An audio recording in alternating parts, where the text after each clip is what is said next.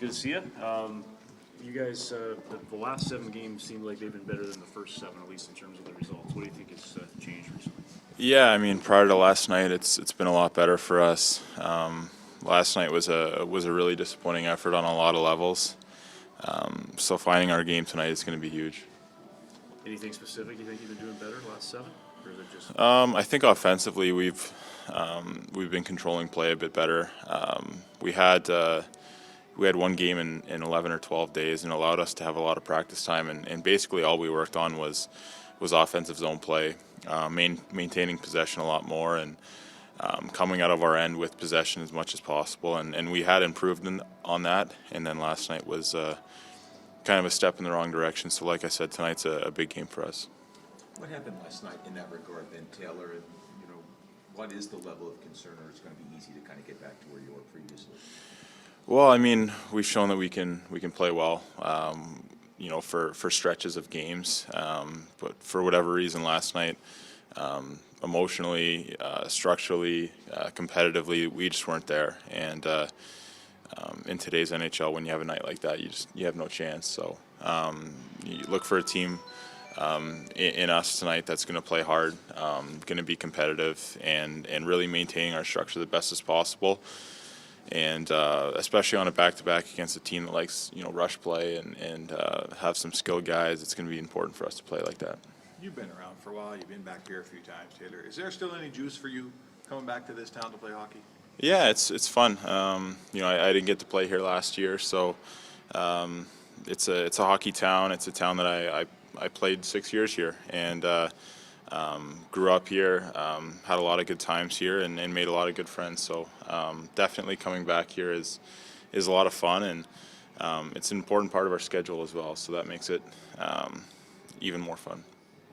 You know McDavid and Draisaitl, obviously personally, but also as players, maybe the most dangerous duo in the league right now.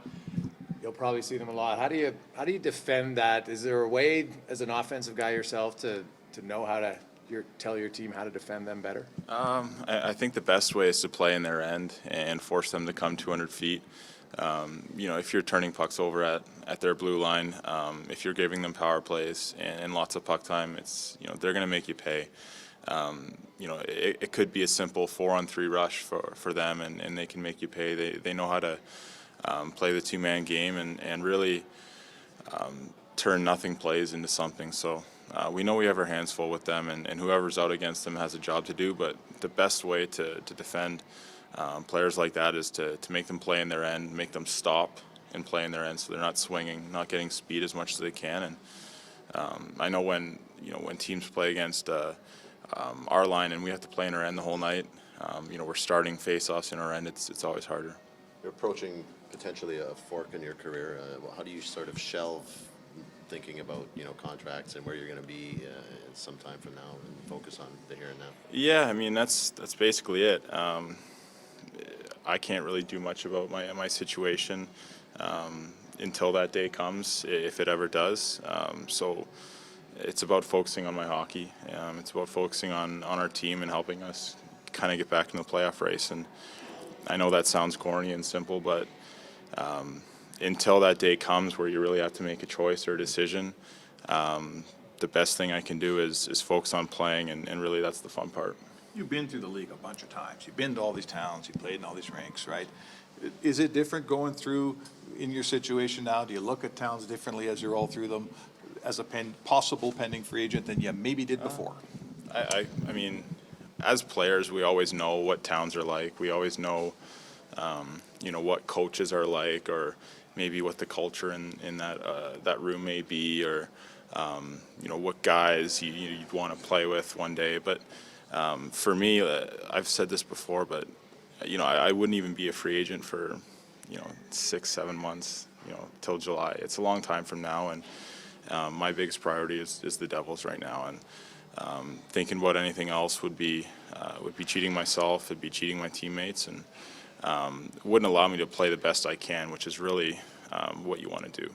How much do you think things have changed here since you left? Do you get a sense of that at all? Yeah, I mean, a lot's changed, it seems like. A lot of different employees. I mean, the team is vastly different than when I played, obviously. So I think that probably takes away some of the familiarity with the organization for sure, but they're doing great. They're having a good year, and I'm happy to see guys like Connor and Leon and Nursey really do well. They deserve it. They work hard, and I know they've been through some hard times here recently. So to see them having success is it's good. I mean, obviously you don't want to see it against your own team, but I'm happy for those guys. What's the biggest thing that you've seen? But I know you're in the other conference and don't get to see the Oilers a lot, but in Leon specifically, obviously in the last couple of years, or year and a half, his game's really taken off.